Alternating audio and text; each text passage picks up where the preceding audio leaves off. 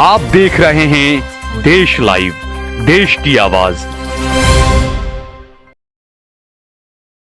अस्सलाम वालेकुम, आदाब, नमस्कार, सत श्री अकाल। देश लाइव में आपका स्वागत है। मैं हूं सहाल कुरैशी। दोस्तों, उत्तर प्रदेश से जो खबर आई कल, पूरे आलम इस्लाम में बड़ा सन्नाटा पसरा और काफी परेशान और दुख जो है वो लोगों को हुआ। 11 सितंबर 2024 को उत्तर प्रदेश की NIA ATS कोर्ट ने आलम दीन हजरत मौलाना कलीम सिद्दीकी साहब, उमर गौतम, सरफराज अली जाफरी, धीरज गोविंद जगतप, अरसलान आदम और इनके अलावा दीगर 12 आरोपियों को धर्मांतरण के मामले में 121A इस कलम के तहत आजीवन कारावास की सजा सुनाई है। 10,000 रुपए का जुर्माना इन पर ठोका गया है। इसके अलावा जो दफा 123 इन पर लगाई गई थी, उसके तहत 10 वर्षीय सजा और 50,000 रुपए का जुर्माना इन पर लगाया गया। इसके अलावा अन्य कई और धाराएं थी। उन धाराओं में जो मैक्सिमम सजा होती है, यानी कि ज्यादा से ज्यादा जो सजा होती है, वो सजा जो है वो इनको यहां पर सुनाई गई है। और कई सालों से ये मामला चल रहा था। मौलाना कलीम सिद्दीकी साहब समेत 16 आरोपी थे इस मामले के, धर्मांतरण के मामले के आरोपी थे, जिन्हें पहले जेल में डाला गया। तकरीबन 1 साल से ये लोग जेल में रहे। उसके बाद इन्हें जमानत मिली और अब जो है वो उस पर फैसला सुनाया गया। कल स्पेशल कोर्ट ने, ATS NIA की स्पेशल कोर्ट ने फैसला सुनाया और इसमें आपको बता दें कि 417, 120B, 153A, 153B, 295A, 121A और 123 व अवैध धर्मांतरण की धारा 3, 4 और 5 के तहत इन्हें जो है वो दोषी पाया गया। और SIT NIA के कोर्ट के जज विवेकानंद शरण त्रिपाठी ने जो है वो इन तमाम 16 आरोपियों को सजा सुनाई। मौलाना कलीम सिद्दीकी साहब को उम्र कैद की सजा यहां पर सुनाई गई है। उनके साथ में 12 और लोगों को भी जो है वो उम्र कैद की सजा सुनाई गई है। इसके अलावा जो है वो 4 आरोपी हैं जिन पर 121A और 123 की कलम नहीं लगाई गई थी और इस वजह से इन चारों को जो है वो धर्मांतरण के कानून के सेक्शन 5 के तहत मैक्सिमम सजा, जैसा मैंने बताया, ज्यादा से ज्यादा जिस धाराओं में जो सजा होती है उसके तहत जो वो इन्हें, जो दीगर 4 आरोपी हैं, उन्हें 10 साल की सजा का ऐलान किया गया है। अब हाई कोर्ट से और सुप्रीम कोर्ट से उम्मीद है कि हाई कोर्ट से फैसला पलट सकता है। हाई कोर्ट में अगर न पलटे तो सुप्रीम कोर्ट में पलट सकता है। न्याय प्रक्रिया हमारे यहाँ की है कि आपको इंसाफ की उम्मीद रखनी है, आप और अपर कोर्ट में जा सकते हैं।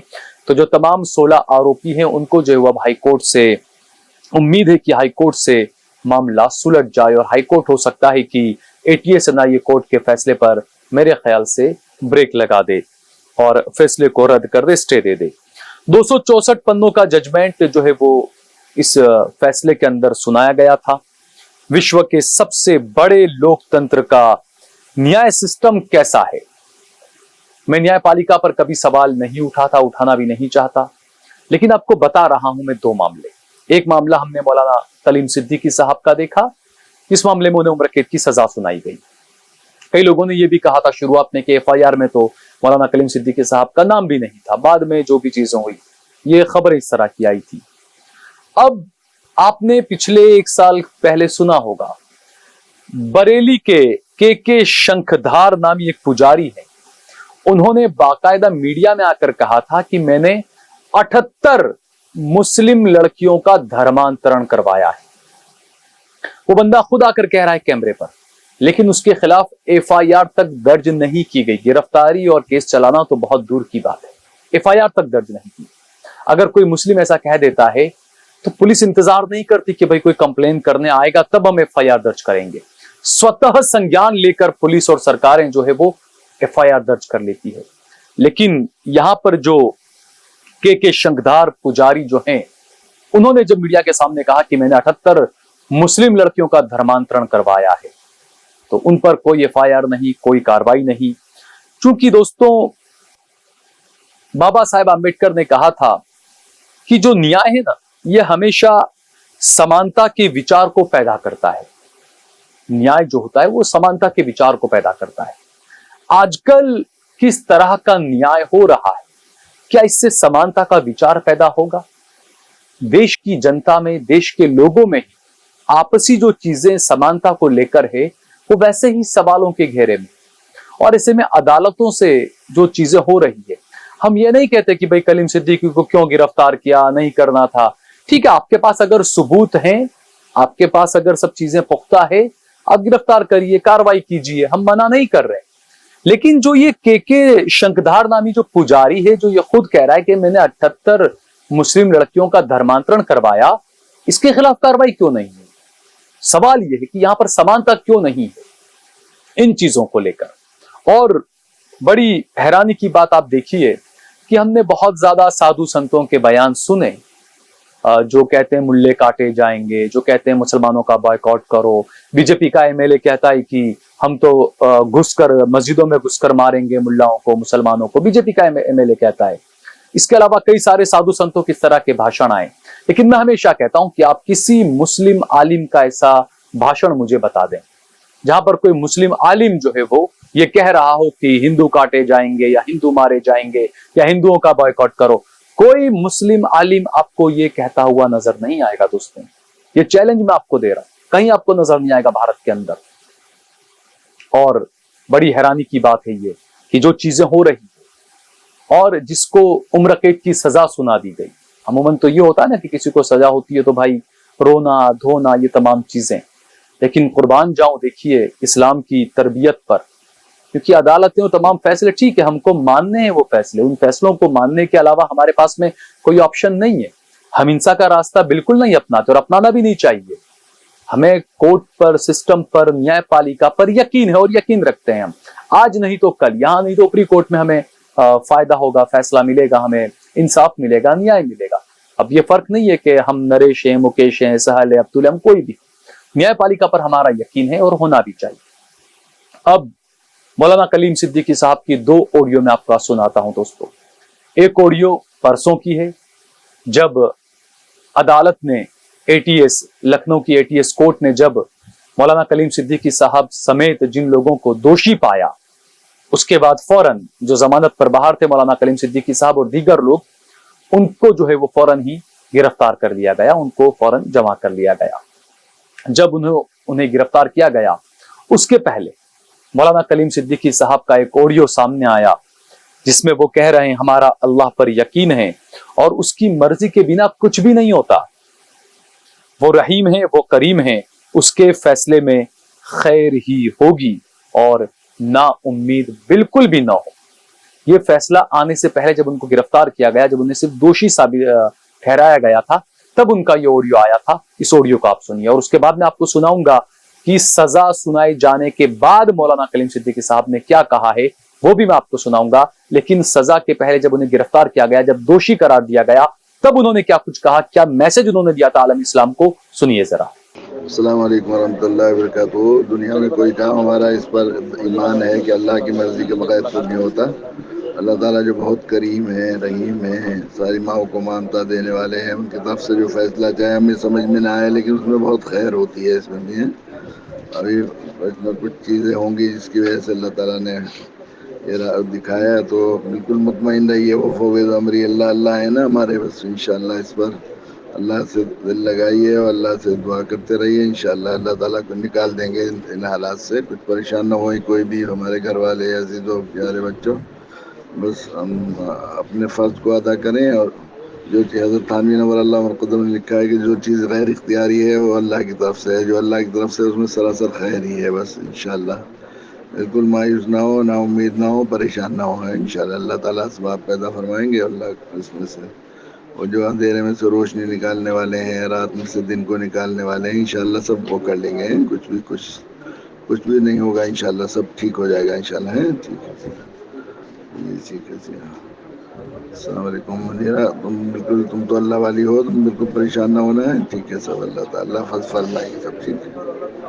तो अच्छा, अस्सलाम वालेकुम वरहमतुल्लाहि वबरकातुहू।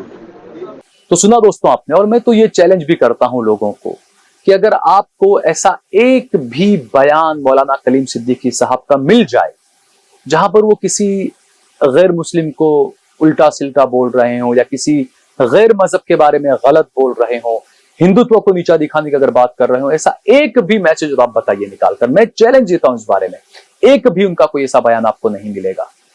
और आप देखिए कि इतने दुख के बावजूद कोर्ट से सजा, उम्र कैद की सजा कोर्ट ने दोषी पाया पहले, उसके बाद भी वो कह रहे कि मुझे अल्लाह पर यकीन है और अल्लाह खैर का मामला करेगा। और जब उन्हें सजा का ऐलान किया गया तो इस तरीके से हंसते हुए चेहरे वो पुलिस की वान में जाकर बैठ गए और उन्हें जेल रवाना कर दिया गया। लेकिन उससे पहले एक बार और उनका एक ऑडियो आया, काफी वायरल हुआ वो। उस ऑडियो में वो कहते हैं कि परेशान न हो, अल्लाह ने हमेशा बेहतर जिंदगी हमें दी और अल्लाह हमें आगे भी जो है वो बेहतर जिंदगी देगा। और आगे वो कहते हैं कि आप नाउम्मीद क्यों होते हो, क्या अल्लाह जेलों के अंदर नहीं है? ऐसा नहीं है कि अल्लाह सिर्फ बाहर ही है, आप कहीं पर भी जाओ, अंदर जाओ, बाहर जाओ, अल्लाह तो हर तरफ है और वो अल्लाह देख रहा है। और उसके बाद उन्होंने कहा कि कई बार हमें ऐसा लगता है कि बहुत गलत फैसला हुआ, लेकिन अल्लाह के जो फैसले होते हैं वो सबसे बेहतरीन फैसले होते हैं। मौलाना कलीम सिद्दीकी साहब की इस ऑडियो को भी आप सुनिए। अस्सलाम वालेकुम रहमतुल्लाहि व बरकातहू। मोहब्बत करने वाले साथियों, दोस्तों और हम अहले ताल्लुक़ से और मोहसिनीन से, दुआ करने वाले सभी से दरख्वास्त है कि बिल्कुल परेशान ना हो। अल्लाह ताला का हमारे साथ हमेशा एहसान का, करम का, फज़ल का मामला रहा है। ज़िंदगी हमेशा शुक्र की ज़िंदगी नसीब फरमाई, कभी सब्र की तौफ़ीक़ नहीं हुई। पहले भी उसमें बहुत खैर थी और अल्लाह ने निकाल दिया उसमें से। अब इंशाल्लाह इस जो चीज़, मेरी बात तो बारहा मैं करता रहा हूँ कि जो चीज़ गैर इख्तियारी है उसमें अल्लाह की तरफ से है, जो अल्लाह की तरफ से है उसमें सरासर खैर है। ज़रा भी बिल्कुल परेशान ना होइए, हम लोग यहाँ पर बिल्कुल सुकून से ही हैं।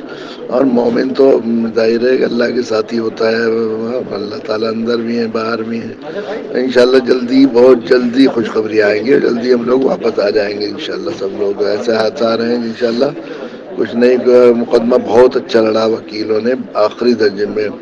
इन बच्चों ने भी जो सही वो चीज़ें पेश की। खुद जज कहता था कि आपने बहुत अच्छे फैक्ट इकट्ठे किए और 100% उम्मीद ही थी, लेकिन ज़रा यहाँ तो सियासी वो भी है ना, मुझे इलेक्शन वगैरह कुछ बहुत सी चीज़ें हैं, खुद उनके ज़ाती मफादात जिसकी वजह से वो फैसला नहीं दे सके, लेकिन उन्होंने मान लिया कि कुछ हुआ नहीं और मुकदमा इतना अच्छा कायम हो गया है कि ऊपर की कोर्ट में, हाई कोर्ट में, सुप्रीम कोर्ट में इंशाल्लाह अल्लाह ने चाहा तो वो जो है वो सब चीज़ें कलअदम हो जाएंगी इंशाल्लाह। फिक्र न कीजिए इंशाल्लाह, इसमें खास तौर से तुमसे मिलकर। ठीक, अस्सलाम वालेकुम। तो ये है दोस्तों उलेमाए दीन की हकीकत कि वो अल्लाह की रजा में हमेशा राजी हुए, चाहे कैसा भी दौर हो, चाहे कैसा भी वक्त हो, क्योंकि हमें हमारा जो कांटेक्ट है वो सिर्फ अल्लाह से होना चाहिए हमारा। अब आप उसको भगवान से मानकर अपना कांटेक्ट रखें, मैं सबकी बात कर रहा हूँ।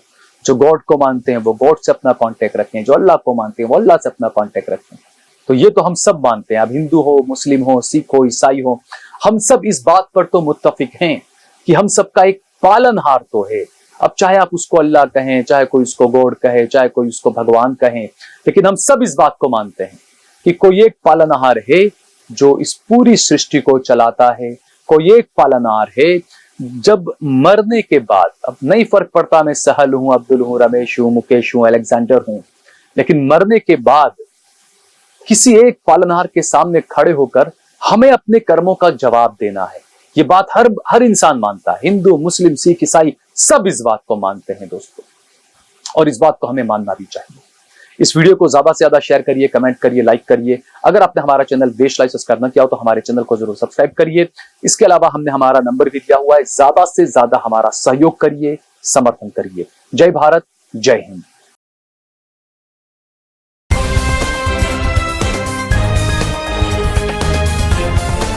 देश और दुनिया की तमाम छोटी और बड़ी खबरों के लिए हमारे चैनल को सब्सक्राइब करना न भूलें और बेल का बटन जरूर दबाएं।